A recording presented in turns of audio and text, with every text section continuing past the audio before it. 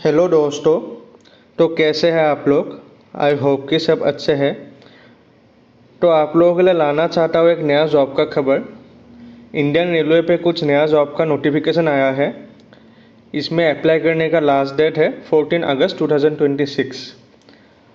अभी यहाँ पे कौन से डिपार्टमेंट के लिए वैकेंसी आया है वो है सेक्शन कंट्रोलर, जो हमारा ट्रेन मूवमेंट का कंट्रोल करते हैं। वो डिपार्टमेंट होता है सेक्शन कंट्रोलर। तो यहाँ पे टोटल वैकेंसी है 119। पूरा इंडिया में जितना भी आरआरबी है सब इंक्लूड करके 119 है।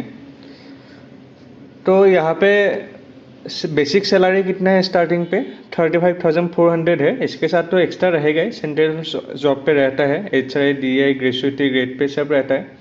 तो बेसिकली ये पे स्ट्रक्चर 7 पे कमीशन पे होगा और पे लेवल 6 पे होता है सेक्शन कंट्रोलर का।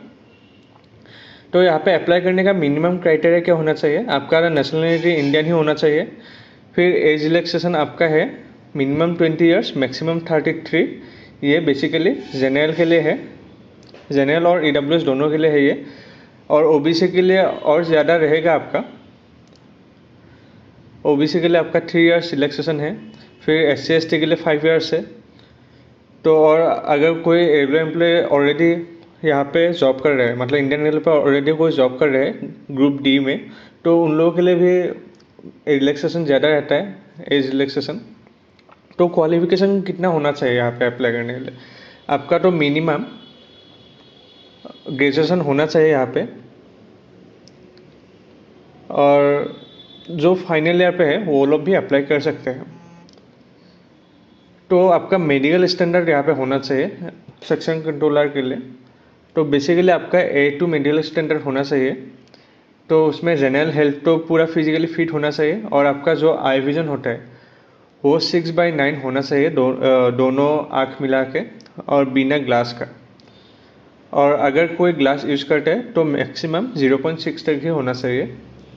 तो वो लोग मायोपिक, फिर नाइट विजन, बाइनोकुलर विजन, ये सब तो टेस्ट करेंगे आपका। उसमें पूरा फिट होना चाहिए आई का, और फिजिकली भी फिट होना चाहिए आपका। तो एग्जामिनेशन फीस कितना है यहाँ पे, आपका जनरल कैटेगरी के लिए 500 है। और आपका जो रिफंड टाइम दिया हुआ है 400। मतलब यही है कि जो पहला CBT कंप्यूटर बेस्ड टेस्ट जो अटैम्प्ट करेगा उन लोगों को रिफंड मिल जाएगा 400।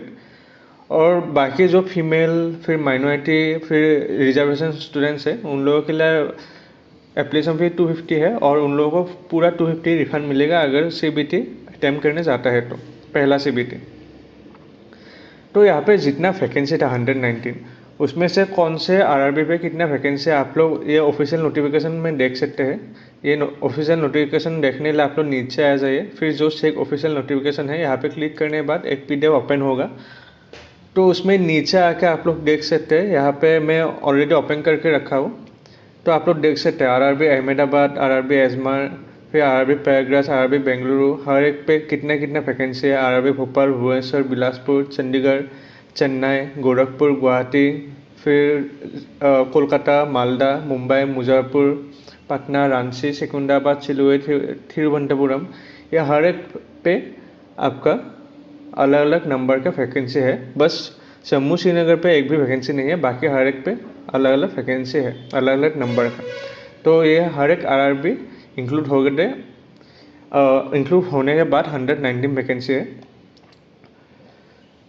तो यहाँ पे अप्लाई करने के लिए क्या करना होगा, आप लोग अप्लाई करने के लिए नीचे आ जाइए।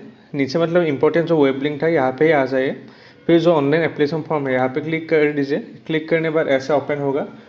अगर कोई फर्स्ट टाइम आरआरबी पे एग्ज़ाम देने जा रहे हैं तो पहले तो उन लोगों को अकाउंट क्रिएट करना होगा। सब डिटेल्स डाल के, एडुकेशन डिटेल्स जितना भी डालना है सब डिटेल डाल के अकाउंट क्रिएट करना पड़ेगा।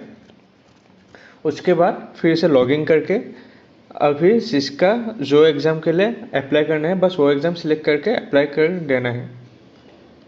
तो यही प्रोसीड्यूर है यहाँ पे अप्लाई करने का। पहले तो आपका अकाउंट क्रिएट करना है आरआरबी पे, फिर उसके बाद लॉगिन करने के बाद जिसका जो एग्ज़ाम पे अप्लाई करना है बस वो सिलेक्ट करना है। उसके बाद एप्लीकेशन फ़ी पे करना है, उसके बाद आपका फॉर्म फिलअप हो जाएगा। तो सिलेक्शन प्रोसेस कैसा है थोड़ा देख लेते हैं। पहला तो आपका CBT एग्ज़ाम ही होगा, कंप्यूटर बेस्ड टेस्ट, जो प्रिलिमिनरी एग्ज़ाम बोलते हैं हम लोग नॉर्मली। उसके बाद जो लोग क्लियर करेगा CBT, उन लोगों के लिए कंप्यूटर बेस्ड एप्टीट्यूड टेस्ट होगा एक, वो भी रिटन एग्जाम ही होता है। उसके बाद वो भी जो क्लियर करेगा उन लोगों को डॉक्यूमेंट वेरिफिकेशन के लिए बुलाएगा। डॉक्यूमेंट वेरिफिकेशन पे बस पर्सनल एक इंटरव्यू लेगा छोटा मोटा, लेकिन वही ये 2 एग्ज़ाम ही मेन है, CBT और CBAT। उसके बाद मेडिकल एग्जामिनेशन होगा। तो उसके बाद जो सब क्लियर करेगा, क्योंकि यहाँ पे मेडिकल एग्जामिनेशन पे भी रिजेक्ट होने का चांस होता है वैसे, अगर किसी ने एग्ज़ाम क्लियर भी किया तो सब। तो फिजिकली फिट तो होना बहुत ज़रूरी है यहाँ पे अप्लाई करने के लिए। तो यही पूरा प्रोसीड्यूर था यहाँ पे अप्लाई करने के लिए। ऐसे आप लोगों को नया जॉब का रेगुलर नोटिफिकेशन चाहिए तो आप लोग ये यूट्यूब चैनल लाइक कर दीजिए, सब्सक्राइब कर दीजिए। नहीं तो आप लोग स्टडी मेडो का व्हाट्सएप चैनल या टेलीग्राम चैनल यहाँ से ज्वाइन कर सकते हैं। नहीं तो आप लोगों का ईमेल यहाँ पे डाल सकते हैं। आप लोगों को ईमेल पे भी रेगुलर नया जॉब का रेगुलर नोटिफिकेशन मिलता रहेगा। धन्यवाद।